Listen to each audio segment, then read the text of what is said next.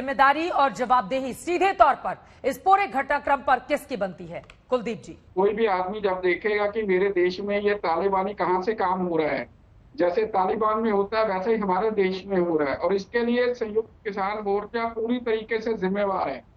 और ये जिम्मेवारी माननीय डल्लेवाल जी बैठे हुए हैं, उनको लेनी पड़ेगी। वो भाग नहीं सकते इस जिम्मेवारी से।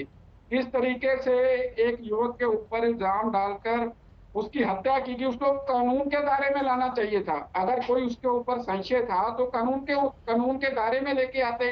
आप लोग बैठे, पहले एक बंगाल की बेटी का बलात्कार हुआ तब भी उसकी जिम्मेवारी नहीं ली गई, एक एमएलए को शर्मसार किया गया तब भी जिम्मेवारी नहीं ली गई, लेकिन बाद में लोगों को छुड़वाया गया।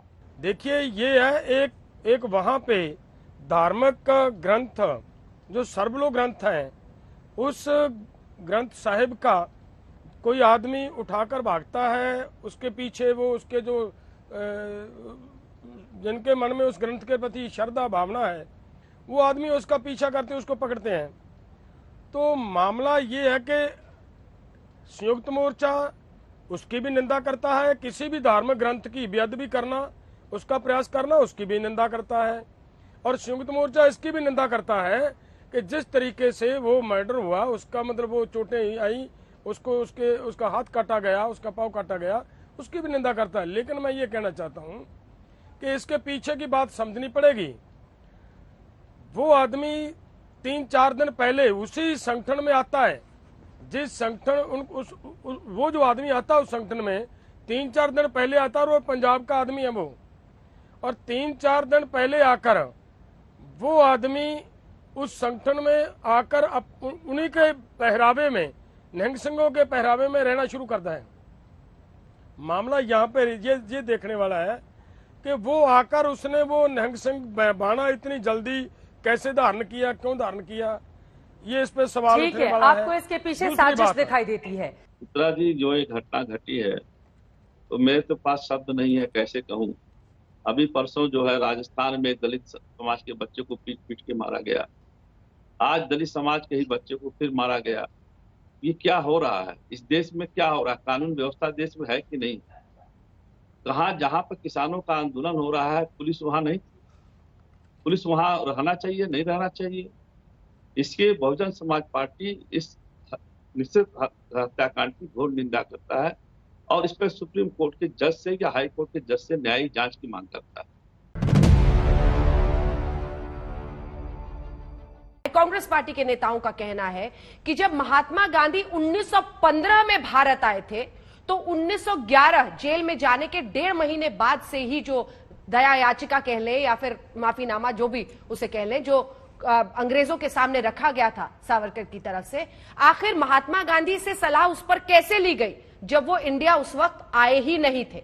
इन तमाम आरोपों पर आपका क्या जवाब होगा? जी, पहली बात तो यह है कि वो माफीनामे नहीं थे, वो सभी क्रांतिकारियों की रिहाई के लिए उन्होंने आवेदन पत्र किए थे, ये मैं स्पष्ट करना चाहता हूं। दूसरी बात, यहाँ ऑन रिकॉर्ड गांधी जी का एक खत है 1920 का, मेरे दादाजी मतलब वीर सावरकर के छोटे भाई डॉक्टर नारायण राव सावरकर को उन्होंने 25 जनवरी 1920 में लिखा है, और उसमें उन्होंने कहा है कि मैं आपको सलाह देता हूं कि एक पिटिशन आप एक और लिखे और उसमें स्पेशलाइज करें कि उनके जो क्राइम्स है वो राजकीय क्राइम है।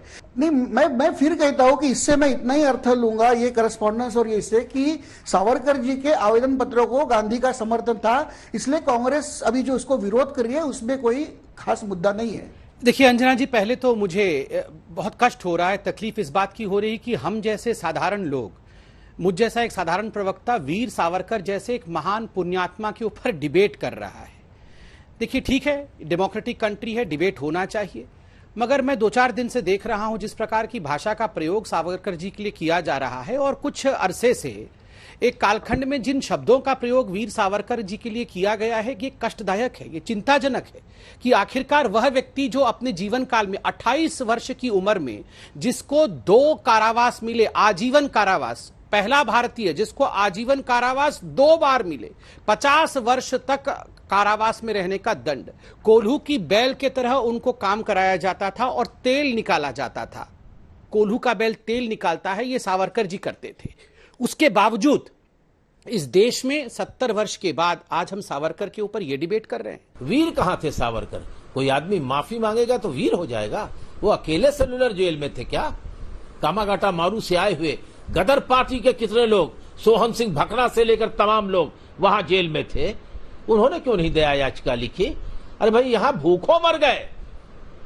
संसद के अंदर, ब्रिटिश संसद में भगत सिंह के साथ बम फेंकने वाले बटकेश्वर दत्त बिना इलाज के मर गए। सारा जीवन पेंशन नहीं मिली उनको पेंशन नहीं मिली। वो भी सेलुलर जेल में थे, वो भी देश की जेलों में थे।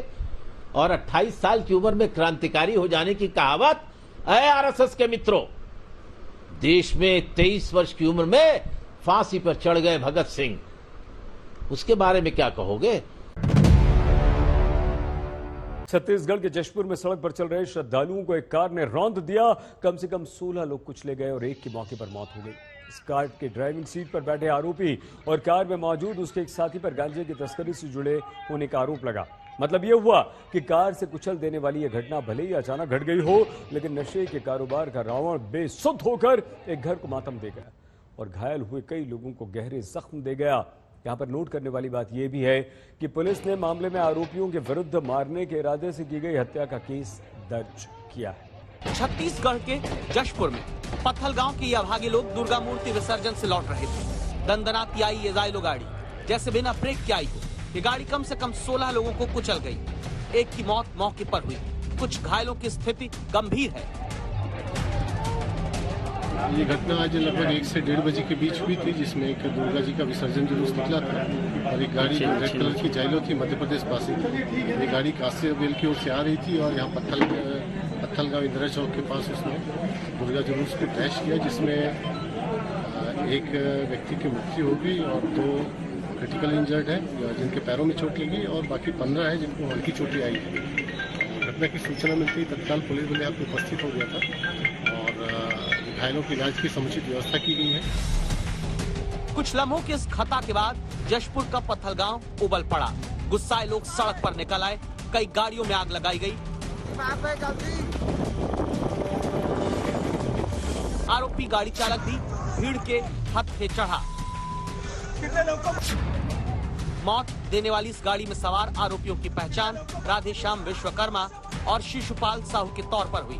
दोनों मध्य प्रदेश के सिंगरौली के रहने वाले हैं। जिस गाड़ी से यह हादसा हुआ है उसके भीतर गांजा भरा हुआ था।